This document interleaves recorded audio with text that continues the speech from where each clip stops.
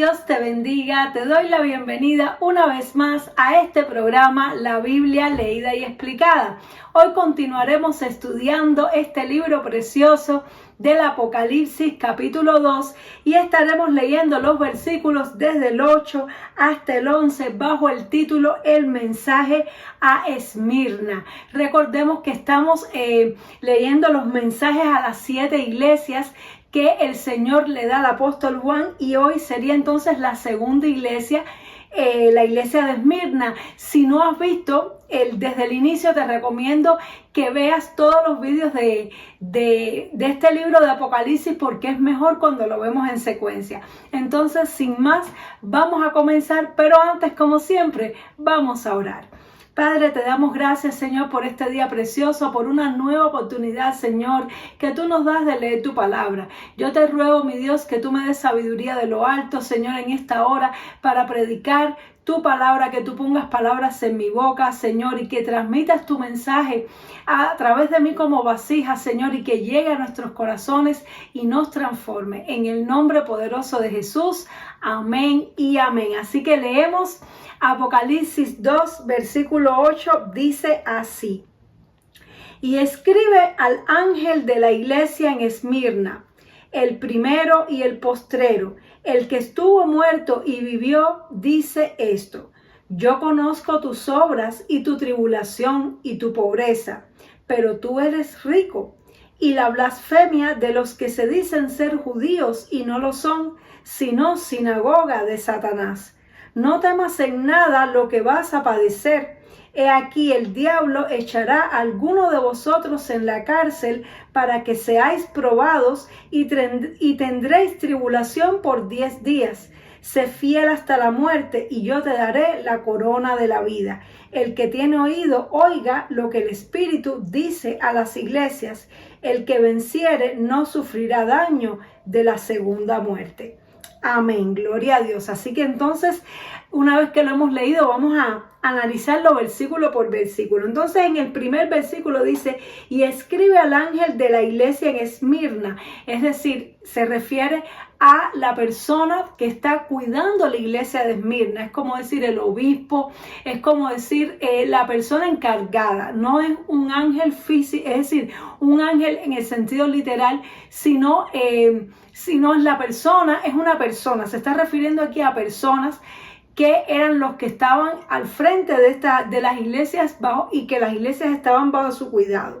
Entonces, lo primero que dice el Señor antes de transmitir el mensaje es: identifica el remitente, de quién viene el mensaje. Dice el primero y el postrero, el que estuvo muerto y vivió, dice esto. Es decir, que este mensaje proviene del mismo Señor Jesucristo hacia la iglesia. Y esto es algo muy importante, porque recordemos que habíamos hablado en capítulos anteriores que toda revelación debe proceder del Señor. El Señor usa a los ángeles como mensajeros para dar su palabra, pero la fuente de toda revelación es Dios. Y entonces el que se está identificando es el Señor Jesucristo, que es el que estuvo muerto y vivió y que resucitó. Entonces aquí comienza ahora en el versículo 9 el mensaje. Dice: yo conozco tus obras y tu tribulación y tu pobreza, pero tú eres rico. Es decir, el Señor les está diciendo que Él está mirando sus obras, que Él está viendo todo lo que ellos hacen. Y me llama mucho la atención porque esta es una de las pocas iglesias, si mal no recuerdo, la única, que el Señor no les señala nada malo que estén haciendo. Es decir, que es una iglesia que estaba haciendo las cosas bien. Es una iglesia que estaba trabajando para el Señor, que estaba amando al Señor. Y cuando leemos estos versos no vemos que el Señor les recrimina nada, no vemos que el Señor les corrige por nada. Sin embargo, había una característica: ellos pensaban que eran pobres. Es decir, que evidentemente, posiblemente ellos tendrían una situación económica difícil. Estaban pasando tal vez por una necesidad económica, tal vez por persecución. De hecho, más abajo, si seguimos leyendo, vemos que había persecución y tal vez producto de la misma persecución se veían limitados económicamente y tal vez ellos se sentían que eran pobres. Sin embargo, dice: pero tú eres rico. Y esto es algo tremendo, porque a veces nosotros, según el mundo nos ve de una manera y a veces nosotros nos vemos como nos ve el mundo. Sin embargo, Dios nos ve de otra manera. Ellos asimismo se estaban viendo pobres. ¿Por qué? Por la situación que estaban pasando. Sin embargo, para Dios ellos eran ricos, porque Dios mira el espíritu y Él ve la riqueza espiritual. Cuando una persona tiene fe en Dios, cuando una persona conoce a Dios, Dios lo ve como rico, porque la palabra de Dios dice que la sabiduría es mejor que las piedras preciosas y que todo lo que se puede desear no es de compararse con ella. Es decir, que es mejor y mucho más valioso tener sabiduría que tener cosas de este mundo. La riqueza verdadera es la espiritual. Y el Señor, hay momentos en la vida en que nos da abundancia y hay momentos en la vida en que vamos a tener que pasar por pruebas, en que vamos a tener que pasar por escasez. El hecho de que nosotros seamos cristianos no nos exime a nosotros de pasar por dificultades. De hecho, el mismo Pablo, el apóstol Pablo, un hombre enteramente rico en gracia, en sabiduría y en fe, él dijo: yo estoy probado, sé vivir en abundancia y sé vivir en escasez. Todo lo puedo en Cristo que me fortalece. Entonces, hay algunas personas que piensan que un cristiano siempre tiene que estar en abundancia porque si no está mal. Y esto no es así. La Biblia nos enseña de muchas maneras que precisamente muchas veces cuando mejor estamos haciendo las cosas es cuando más pruebas vienen a nuestra vida, es cuando más ataques vienen a nuestra vida. Y a veces cuando pasamos por necesidad podemos preguntarnos: ¿estaré haciendo algo mal? Y realmente en ocasiones el Señor usa el hecho de presionarnos un poco en la economía cuando estamos haciendo las cosas mal, pero no siempre es así. Y no podemos juzgar a las personas que estén pasando por un momento económico, porque tal vez esa persona que está pasando por un momento económico es una persona rica ante los ojos de Dios. Entonces tú y yo no nos comparemos con la gente del mundo, ni aceptemos el cómo nos ven ellos a nosotros. Tenemos que vernos como Dios nos ve. Y si nosotros creemos en el Señor, tenemos entendimiento de la palabra, tenemos al Espíritu Santo, aunque tengamos lo necesario para vivir solamente, nosotros somos ricos y es así porque así nos ve Dios. Entonces dice también el Señor que Él conoce, dice: y la blasfemia de los que se dicen judíos y no lo son, sino sinagoga de Satanás. Es decir, que el Señor les está diciendo a estos hermanos de Esmirna, y por transitividad también a toda su iglesia, porque el Señor sabía que estas cartas iban a ser leídas por toda su iglesia, que Él no solamente conoce nuestras obras, no solamente conoce las cosas que nosotros hacemos, sino también Él ve las cosas que hacen contra nosotros. Él ve las persecuciones que a veces tú y yo tenemos que soportar. En ocasiones, no sé si te ha pasado, pero a mí me ha pasado que he estado en una situación de presión, de persecución tan fuerte, que a veces uno dice: ¿será que el Señor me ha abandonado? ¿Será que Dios no está viendo cómo me están atacando, cómo me están acusando, cómo me están hostigando? Porque en ocasiones estamos bajo fuego de prueba, en ocasiones estamos bajo una hostigación y sabemos que detrás de eso está la mano de Satanás, porque la Biblia dice que nuestra lucha no es contra carne ni sangre, sino contra principados, potestades, huestes de maldad en las regiones celestes. Sin embargo, estos principados y potestades van a usar a las personas que no tienen su corazón alineado con Dios, personas que están solamente pensando en su propio beneficio. Son instrumentos en las manos del enemigo y los va a usar para hostigarnos. Y a veces decimos: ¿pero dónde está la protección de Dios? ¿Por qué me está pasando todo esto? En los salmos vemos que varias veces cuando estaban persiguiendo al salmista, cuando se sentía demasiado acosado, decía: y las personas me miran y me dicen: ¿dónde está tu Dios? Y tal vez tú estás pasando por un momento duro en la vida donde te están hostigando, donde te están persiguiendo. Incluso te puede pasar con tu familia, te puede pasar incluso con personas que se dicen creyentes, porque miremos que aquí dice: la blasfemia de los que se dicen ser judíos y no lo son, sino sinagoga de Satanás. Quiere decir que hay personas que se dicen que creen en Dios, que dicen que ellos son algo en el reino espiritual, pero delante de los ojos de Dios no lo son, sino que Dios los ve como sinagoga de Satanás. La sinagoga era un lugar de reunión para leer la escritura y para adorar a Dios. ¿Cómo es posible que personas que fueran a adorar a Dios en un lugar así, Dios los llame sinagoga de Satanás? Pues también, tristemente,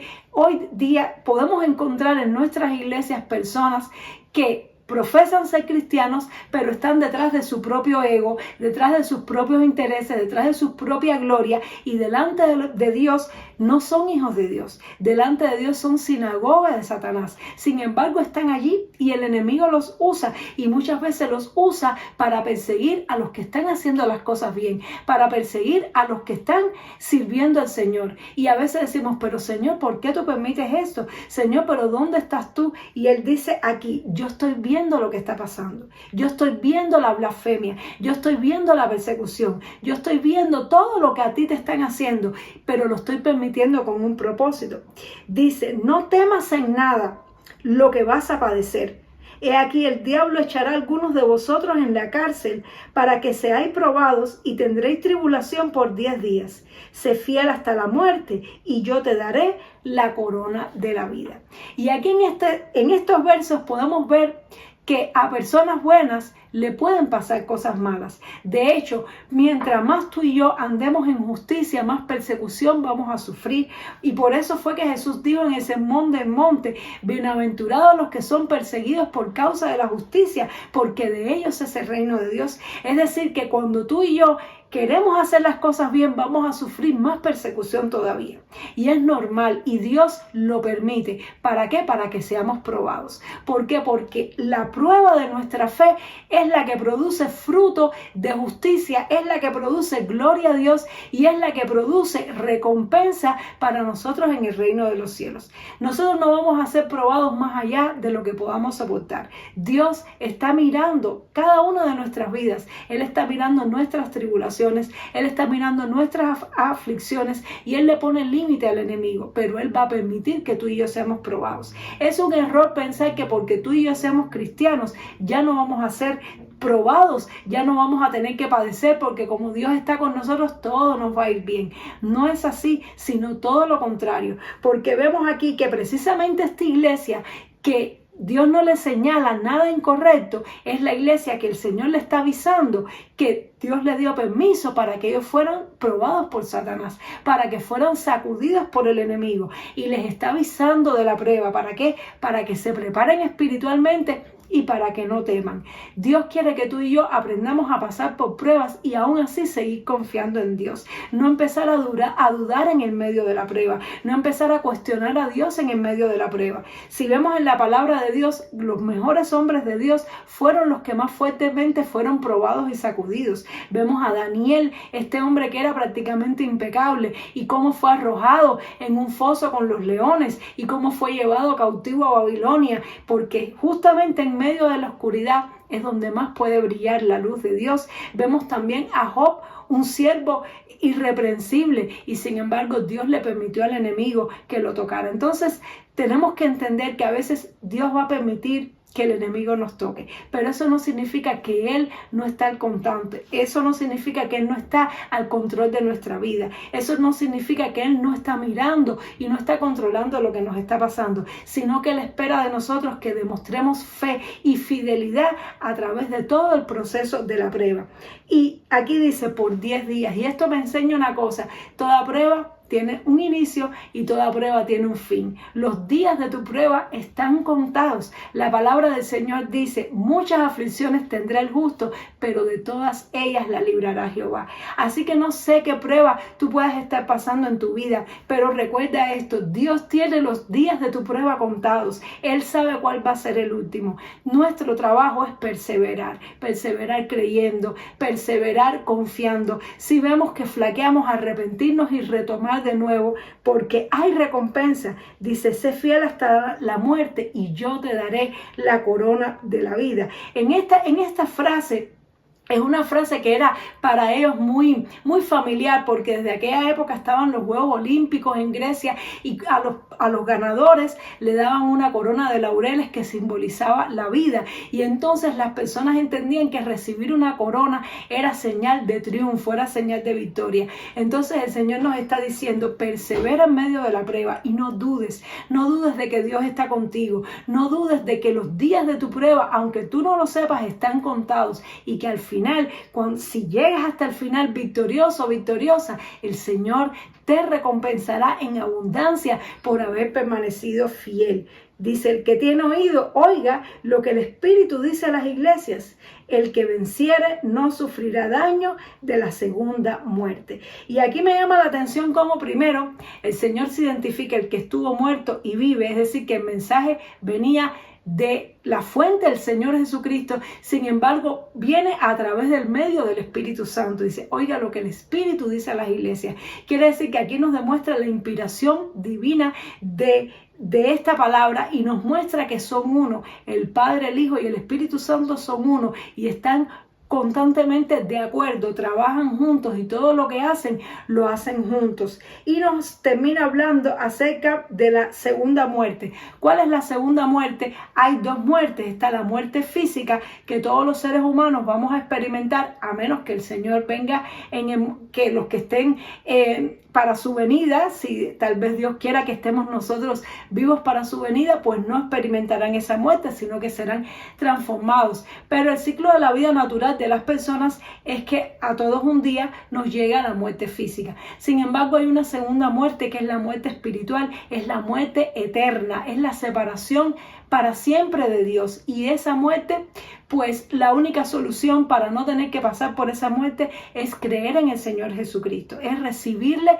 como nuestro Señor y Salvador, porque aquel que no cree en Él y no persevera hasta el final, no es creer un día, porque hay personas que dicen, bueno, un día hizo la oración de fe.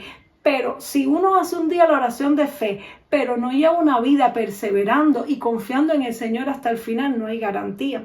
Porque dice, el que venciere, el que llegue hasta el final de la prueba, el que permanezca fiel durante todo ese proceso, hasta el último día, dice, no sufrirá daño de la segunda muerte. Entonces es muy importante que tú y yo tengamos presente la eternidad, que tengamos presente que ninguna de las aflicciones del siglo presente son comparadas con la gloria venidera que en nosotros ha de manifestarse. A veces estamos sufriendo tribulaciones y decimos, Señor, pero ¿hasta cuándo? ¿Será que toda mi vida voy a tener que lidiar con esta situación? ¿Será que no voy a poder ser feliz?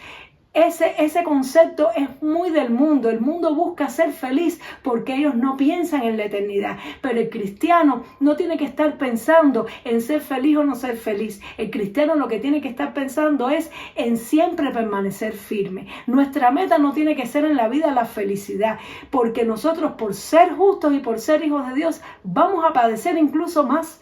Vamos a padecer más y a veces vamos a ver personas que no obedecen a Dios y no padecen tanto como otras personas que sí son de Dios. Pero esto está bajo el control completo de Dios. Y tú y yo no tenemos como meta la felicidad en la vida. Tú y yo tenemos como meta la salvación de nuestras almas. Tú y yo tenemos como meta el no morir en la segunda muerte. Porque la palabra de Dios dice, ¿de qué le sirve al hombre si ganara el mundo entero y perdiere su alma? ¿O qué rescate dará el hombre por su alma? Es decir, que de nada sirve alcanzar todos los objetivos terrenales que podamos pensar para luego terminar en una muerte eterna, en un lloro y un crujir de dientes separado de Dios. Es mejor padecer, es mejor vivir una vida agradable a Dios, y si toca sufrir, sufrir, si toca padecer, padecer, y si toca experimentar pobreza, experimentarla, sabiendo que somos ricos espiritualmente. Y lo más importante es llegar a la meta. Lo más importante es llegar al final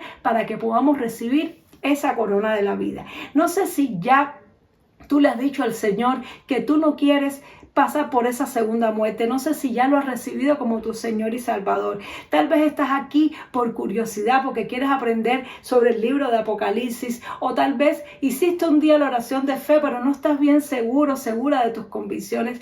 Quiero decirte algo, no te dejes engañar por las cosas de este mundo. El mundo y sus deseos pasan. Todas las cosas que hay en este mundo son pasajeras y temporales. Lo más importante para ti es la eternidad. Así que si tú no has asegurado esa eternidad, puedes hacerla hoy. Hoy tú puedes pedirle al Señor perdón por tus pecados y decirle, Señor, estoy dispuesto a padecer lo que sea, estoy dispuesto a lo que sea que me venga, pero quiero estar firme contigo hasta el final. Tal vez tú estás viendo este video y en algún momento te descarriaste, en algún momento abandonaste un poco las buenas costumbres de la fe, los buenos hábitos de la fe, porque la fe es verdad que se lleva por dentro, pero también nosotros tenemos que expresarla a través de una vida santa y agradable a Dios. Pues hoy es un día en el que puedes priorizar las cosas eternas. Hoy es un día en que puedes decir, Señor, quiero encaminarme en tu verdad, quiero permanecer contigo, no importa lo que tenga que sufrir, porque lo más importante es la eternidad. Si tú sientes en tu corazón este deseo de unirte a Dios, de reconciliarte con Dios, de alinearte con tu eternidad para que no tengas que sufrir la muerte segunda, yo te invito a que hagas una oración conmigo. Puedes cerrar allí tus ojos y vamos a repetir. Señor Jesús, te doy gracias por esta palabra. Y te pido que me perdones por todos mis pecados. Te pido que escribas mi nombre en el libro de la vida y te acepto como mi Señor y Salvador. Ayúdame a permanecer firme. Ayúdame a soportar todas las aflicciones que me puedan venir con la mirada puesta en la eternidad. Yo no quiero sufrir la muerte segunda. Yo quiero ser obediente a ti y quiero estar contigo para siempre. Transforma mi ser, límpiame de toda mi maldad y ayúdame a ser un hijo o una hija tuya. En el nombre de Jesús, amén.